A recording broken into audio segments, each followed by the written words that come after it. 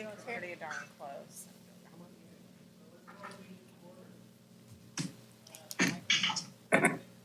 Mike, can you hear me? I had yours on now. Huh? I had yours on. Well, I turned it off. All right, so call to order. Minutes from the June 27 meeting. Are there any issues with the minutes from the June 27 meeting? Do we have a motion? I move that we accept the meetings from the June 27th meeting as presented. There's a motion and a second. Those in favor? Aye. Okay. I'll abstain because I wasn't here. All right, so here we go.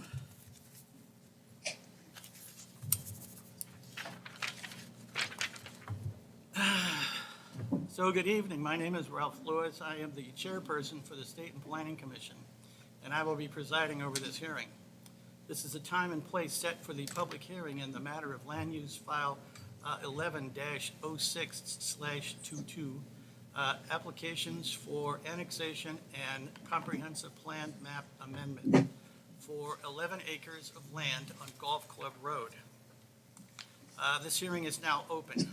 Oregon land use law requires a statement be made to those in attendance that covers certain matters relative to this case. That statement, with all the information required, is to be presented under ORS 197.77975, is printed and available at the back counter. If you have not yet received one of these forms, you should go get one and review it prior to presenting your testimony. If anyone has any questions regarding anything on the statement or objects to it not being read aloud, please raise those questions when it comes to your turn to speak during the hearing. Also, at the back counter is the agenda for this evening's meeting, which lays out the order in which people will be called on to speak during the public hearing, the Planning Commission's rules of procedure for land use public hearings, and a brochure written to facilitate your participation in the public hearing. You are encouraged to obtain and read a copy of these documents as well. At this time, I would ask the audience if there are any objections to the notice that was sent in this case. I hear none. Oh, you have one. Go ahead. Up front here at this table. That's where we usually do that. And we want to make sure that your mic is on too, so.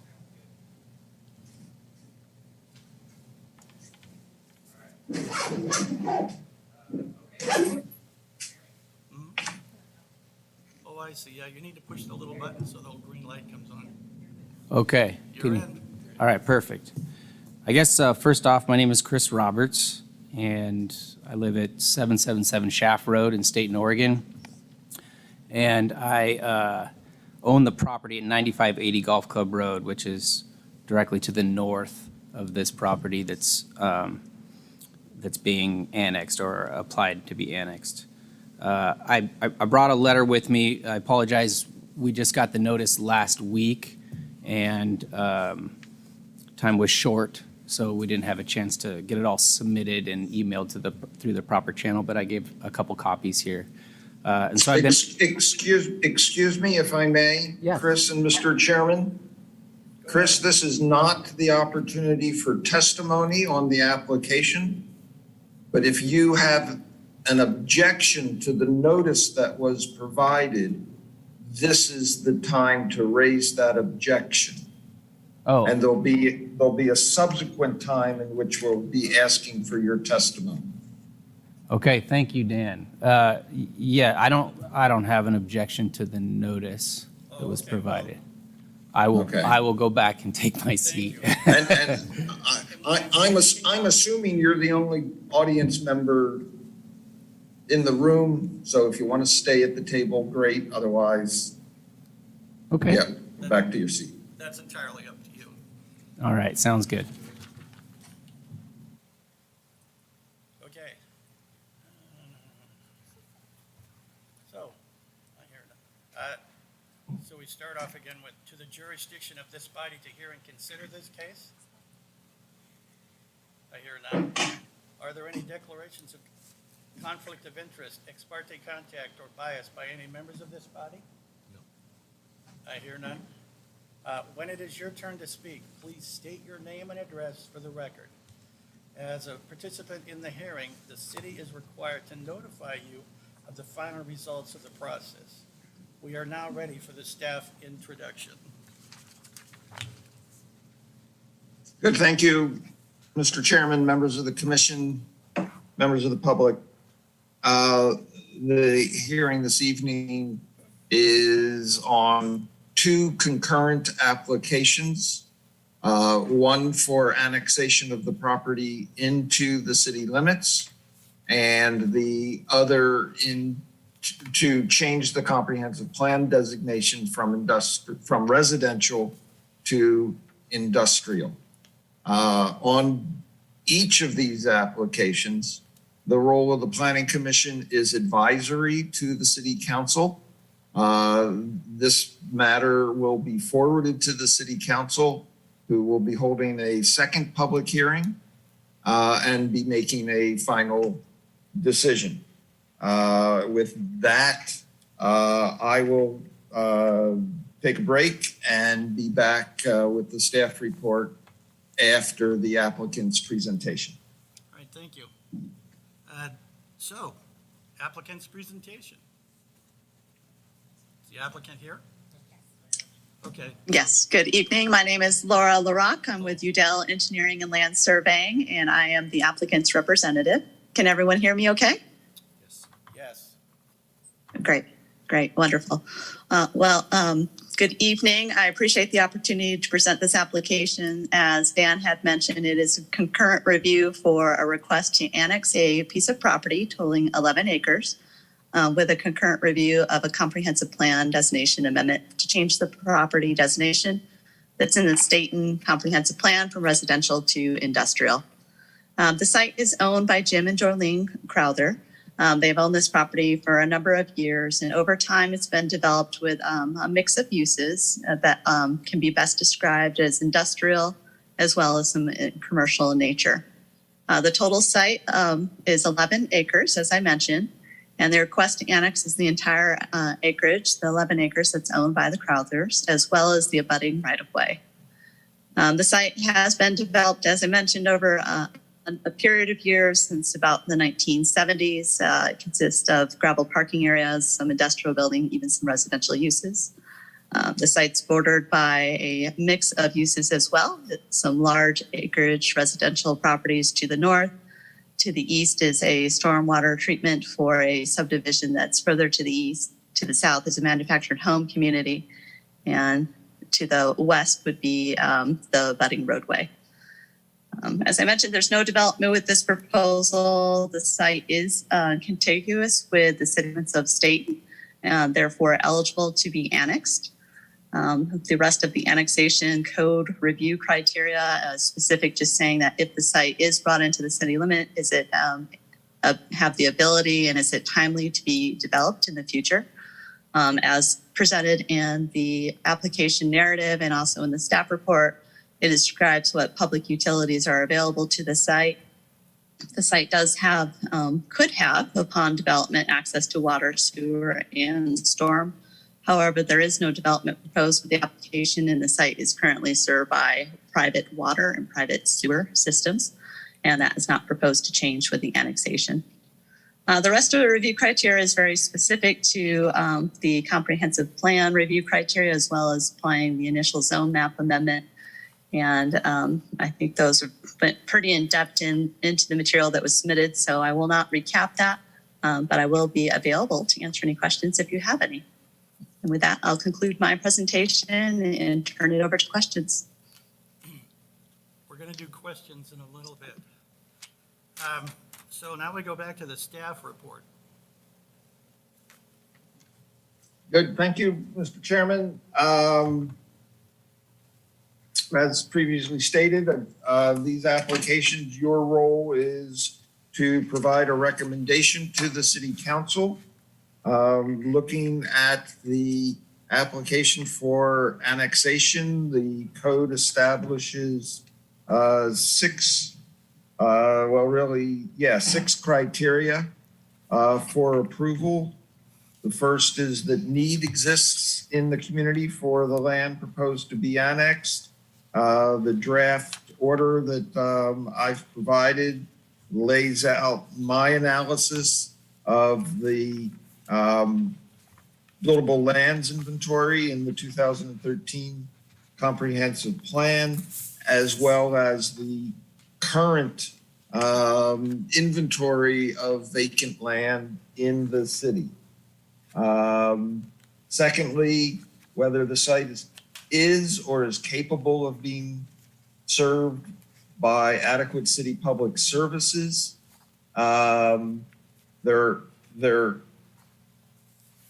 can be made public services available to the property. They do not extend to the property today, but there is no reason that public water and public sewer service could not be made available to the property.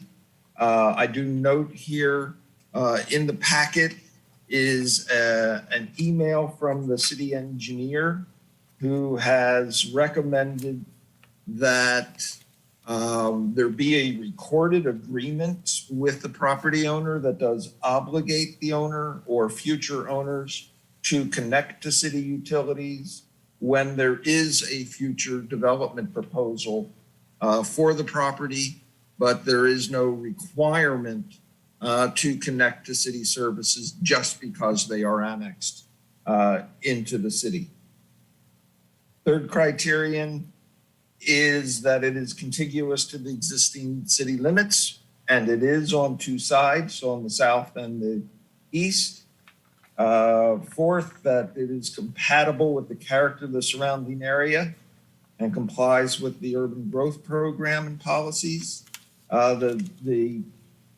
Again, there is no development proposed with these applications. The property is essentially in the same condition that it has been for probably 25 to 30 years, if not longer. I don't know when the last building was built, but development of the property appears to have been initiated sometime in the early to mid 1970s. Fifth, that all provisions of state and local law can be complied with. We have the criteria in Oregon Revised Statute, Chapter 222, all apply to the adoption of the ordinance that will be considered by the City Council.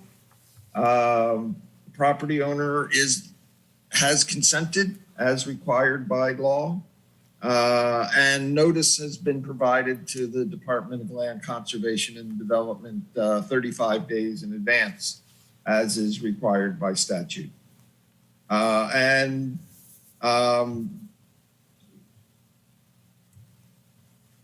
The last criteria for approval is that if this is a proposed contract annexation, terms and conditions have been reviewed, and this is not a contract annexation. So that last criterion is not applicable. The draft, there are similarly 7 criteria for approval for the comprehensive plan map amendment and the zoning map amendment that would be required even without the comprehensive plan amendment. By annexing the land into the property, we would be amending our zoning map to make it a city zone instead of the current county zoning. I won't go through in detail all of those criteria, but you've got draft findings regarding them. They deal with consistency with the goals and policies of the city's comprehensive plan, whether there's not enough area currently in the new designation of the zone. Compliance with statewide land use goals, the existing or anticipated transportation facilities being adequate. We've got in your packet as part of the application what's called a transportation planning rule analysis. The consultant that prepared it on behalf of the applicant determined that there would not be a substantial impact on the city's transportation system. The city's transportation consultant reviewed that, concurred with both the methodology and the conclusions that were reached by its author.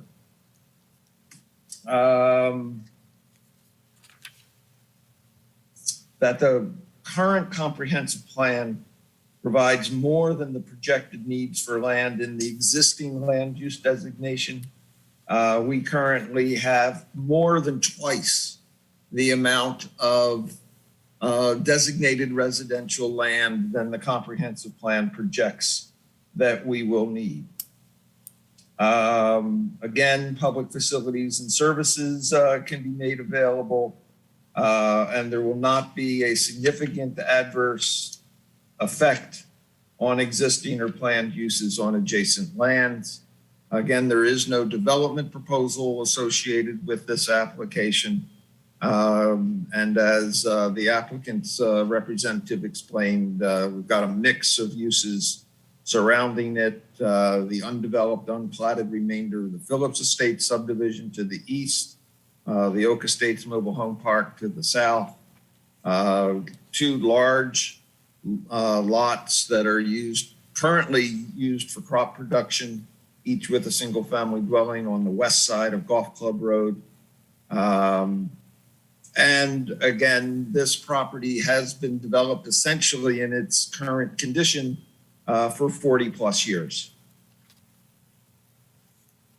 So with that, I will wrap up my staff report and be available to answer any questions you may have. Thank you. Question? And a reminder to the Planning Commission members, since I'm here remotely, please pull your microphones up close to your mouth.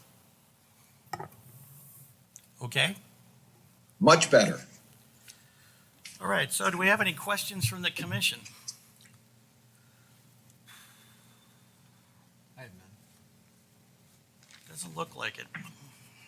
Okay. Do we have any proponents' testimony, people who think this is a good idea?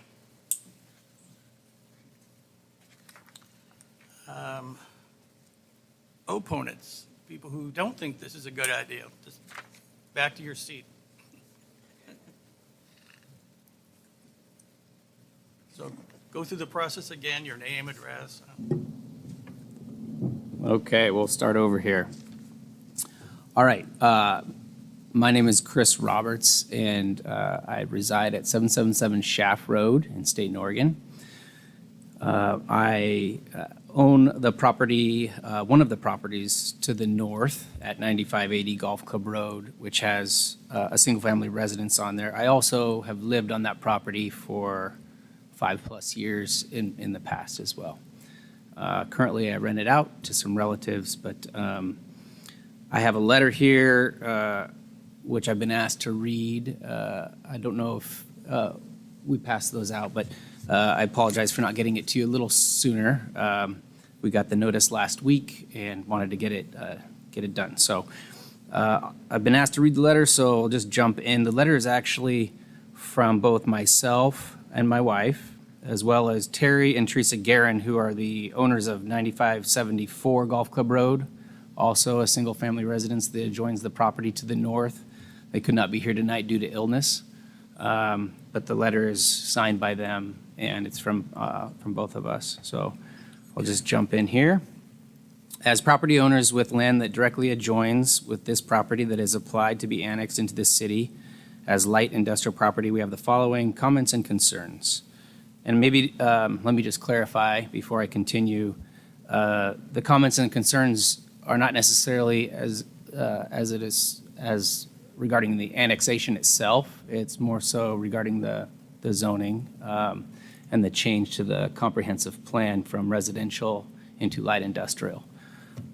So here we go. We believe that having industrial land at this location is not consistent with the comprehensive plan, which the city has invested time and money into. The comprehensive plan was created to lay out what was in the best interest of the city and its future growth. Deviating from the plan would negate the value of the comprehensive plan. We believe that having industrial property that is to be surrounded on three sides, likely surrounded on three sides by residential property in the future, would be undesirable by the current and future residents of the city. I, Chris Roberts, currently live and work in city limits and work at Willamette Valley Lumber, where we are continually addressing complaints from residents behind our business about noise and/or dust. And I do not think that it is in the best interest of the current or future residents of the city to have industrial business connected to their property if it can be avoided.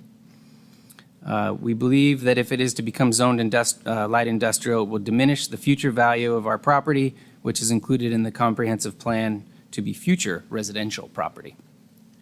We're concerned about some of the existing and likely future conditions that impact the desirability and livability of the property, which include noise issues, dust control issues, spray and weed control overlapping under our properties, impacting vegetation, trees, and water quality, and groundwater runoff issues. It appears that in the past, from just my personal observations, the level of the property has been elevated and filled and sheds excessive water onto the property, which we currently and will continue to be increasingly concerned about the water quality of the well water if the industrial use of the land is to continue. So that's the conclusion of the letter, and I appreciate you hearing my thoughts. I guess just in closing, one more, I guess, side comment about the water there is, those buildings on that property, I'm not sure if they were constructed with approval or permit. This is historical stuff, but I do know that a significant amount of watershed comes off of that property and goes directly to the north, just based off of the natural slope of the land. And water has continued to be an issue on our property, seemingly increasingly so, as when high rain events occur, water encroaches upon the driveway apron, and so it's just a big concern of mine. That's all I have at this point. I appreciate you hearing my thoughts. All right, thank you. Uh-huh. Are there any other opponents? Governmental agencies. Are there any questions or any general testimony? People who just want to talk. Okay, are there any questions from the public? Go ahead. Remember, name and address. Good evening, commission members and city staff. My name is Bill Martinek, and I reside at 15556 Coon Hollow Road in Stayton. And my family owns the property that is adjacent to this property and on the east boundary. So I just have just a few short questions. So we received notice a few years ago that Marion County had placed a conditional use permit on the property, and I was wondering if that conditional use is still in effect? I don't know. Okay. Does Dan know? Dan, you know anything about this? I am not aware of the status of that permit. Perhaps in the applicant's summary that might be able to be answered. All right. Okay. My second question, will the property, once if it's annexed and the zone changed, will the existing transportation master plan be followed with any development that should take place on the property? I would assume so. Yes. As far as the city's requirements for future dedication of right-of-way and frontage improvements to meet the design standards of the appropriate functional classification for Golf Club Road, we would require that with any future development proposal, but not as the result of simply being annexed. Okay, so at a future time, Right. If somebody develops it, then they'll need to follow the rules. Yeah, they'll dedicate right away for the golf club road that right now it shows it as a 5-lane road and then there's also a major arterial coming in from the east and exiting out on the golf club road. So, okay. Just to clarify, Mr. Martinak, you are referring to the 2004 Transportation System Plan. The city adopted a new transportation system plan in 2019, which shows a different future scenario in that area. Okay, the one I looked at recently was probably Right. the old one then. Now it's supposed to be just 3 lanes, It'll, meaning it's just a one this way, 3-lane one road that way, and that, then a turn. right. Great. So the other question, or my third question is, what visual screening and noise restrictions will be placed on the property if it's allowed to be brought into the city as an industrial development? So Off the top of my head. again, Go ahead. again, the act of annexation and/or its zoning would not place any restrictions for the construction of screening or noise reduction, but should the applicant or a future owner apply for a development in the future, then the screening, noise control, stormwater management, lighting, et cetera, standards of the code would be applied to the property. Okay. And my last question, so the stormwater from the property, will be allowed to maintain discharge out onto the roadside ditch of Golf Club Road? I believe so. Under the current conditions, Right. yes, as long as the property owner is not proposing any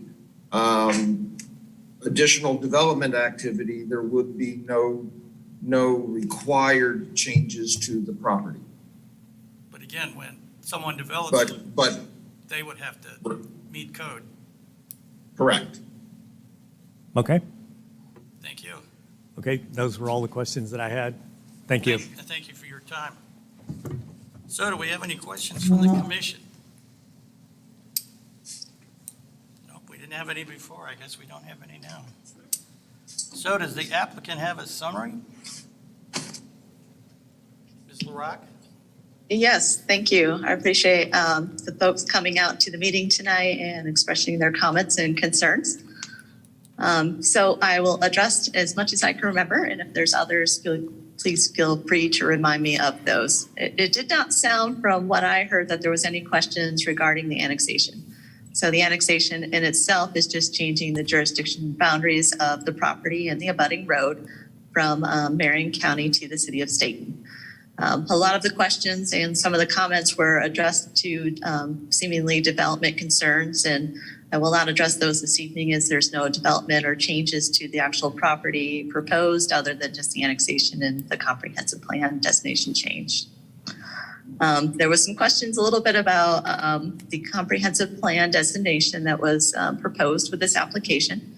It is true that the current comprehensive plan for Stayton designates this property as residential. That is why there's a request to change the residential designation to industrial. The reason behind that, excuse me, I'm going to mute because I have to cough for a moment. Excuse me, I'm feeling a little under the weather. So yes, the Stayton Comprehensive Plan is a look into the future. And as Dan has expressed in his summary and also as provided in the application materials, there is a buildable land study that takes a look at land needs as you project them over a period of time.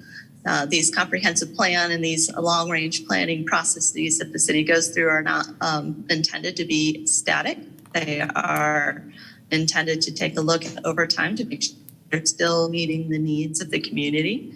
And for this particular property and based on the buildable lands, it seems that there is adequate, if not really overabundance of residential land that would be designated in Stayton in the current city limits, as well as what is available in the urban growth boundaries. There really isn't a high need to have a residential designated property brought into the city at this time. There's also adequate industrial land. However, this property in itself, while a lot of industrial land is shown in the buildable land inventory, there's a lot of constraints to what's there that's actually on the ground. Some of those constraints are property owners' willingness to develop their property. Sometimes there's environmental constraints such as wetlands where there might be land that's available, but it's just not timely to develop, or there might be some permitting processes that would be involved to that, as well as there may not be properties that are as unique as this one, where they do have the ability to bring public facilities to the site, especially in the near future. So we feel that based on the development of this site currently and its ability to further develop, that would be best fitting for that light industrial zone designation and industrial comprehensive plan designation. The rest of the comments and questions, it really seemed like there was concerns about buffering and the compatibility of uses between industrial and residential. And a lot of these would be addressed upon a future development proposal. So if there's ever a change to a use or a site plan or something that is proposed to change with this site, then at that time, if it was annexed, then the city of Stayton's regulations would apply.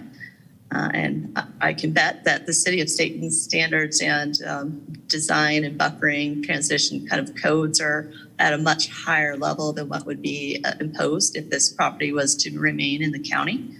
That's just often that city has a higher standard for setbacks, tree vegetation, sound buffering, and some of those things that counties do. So I hope that I've addressed all the questions. If not, feel free to answer or ask any questions, and I'll address those as they come up. But again, I appreciate your time tonight. Thank you. Thank you. So we're on to staff summary.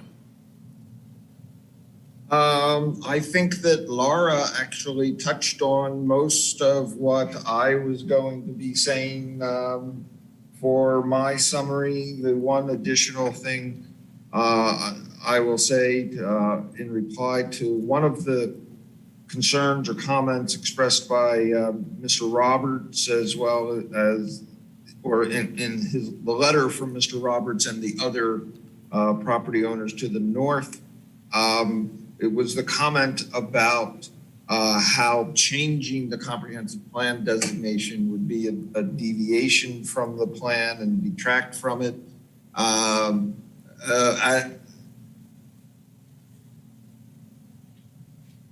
The comprehensive, the code establishes this process. So it's not like the city said, here's our comprehensive plan and this is what it will be until we change it. We have incorporated into the code a process for someone to come forward and say, hey, while I understand that you in the past thought this area would be residential, I'd like to have it be commercial or industrial. And we have set out a set of criteria by which to judge that request.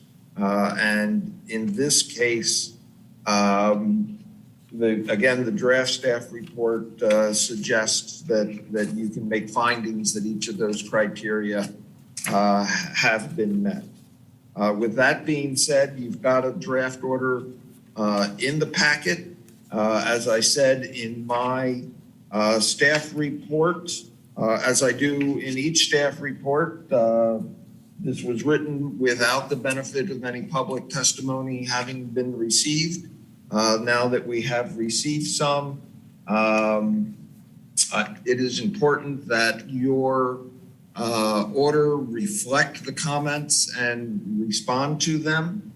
And so therefore, my recommendation to you at this point in time is to follow option number 2, which is to recommend approval of the annexation and comprehensive plan amendment, but to adopt modifications to the draft order to reflect the testimony that was offered at the public hearing.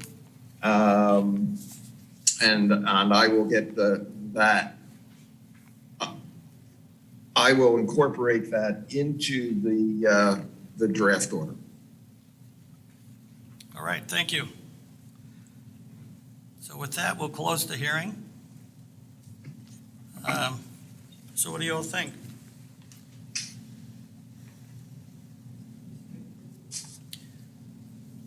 What do you think, Richard?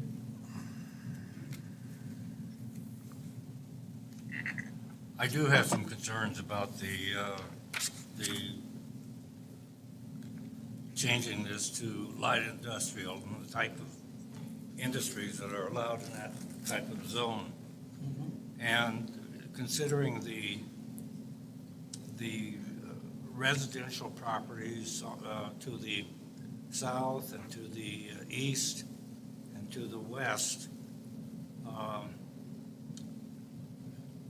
I do have some reservations about the zoning. Okay. So, I drive by the property, I look at it, it appears, you're driving down the road, it's primarily light industrial at this time. Am I wrong in that assumption? That's what it is. That's what it is. That's It what. it is under a conditional use in Right. the county. So if the property is light industrial already, it's going to stay in light industrial, whether it stays a residential zoning or it goes to a light industrial zoning. It's going to stay in the same land use that it's in now, and any future development on that land is going to require some type of code adjustments and applications and remuneration for any type of land improvements, water treatment, surface water treatment, whatever's required.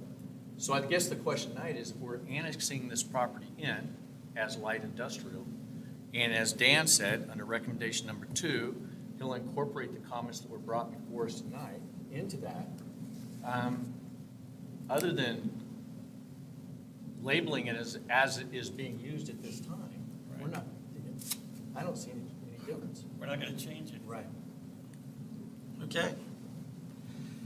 So, the chair would recognize a motion.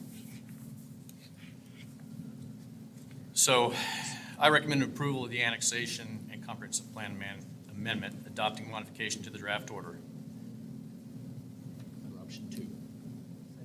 Does he need to specify what those are? The modifications to the order? Or will you do that? Well, I will make those modifications, but yeah, I guess it would be helpful. It would be good if the motion said modification to the draft order to reflect the public testimony at the hearing. Oh, okay. All right, so I restate that to reflect public testimony presented at the public hearing. All right. Can we have a second? Those in favor? Aye. Aye. Any opposed? No, we have one no. All right.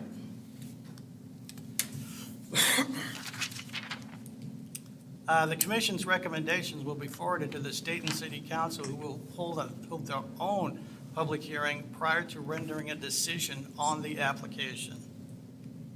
Thank you.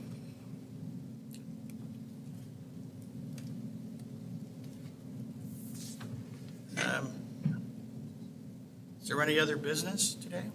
No other business. I have none, Mr. Chairman. Nobody has any other business? How about, shall we adjourn? I move to adjourn. Second? We have a second? Okay, those in favor? Aye. Thank you. And I really want to thank you guys for coming, because this can be a lonely business sometimes.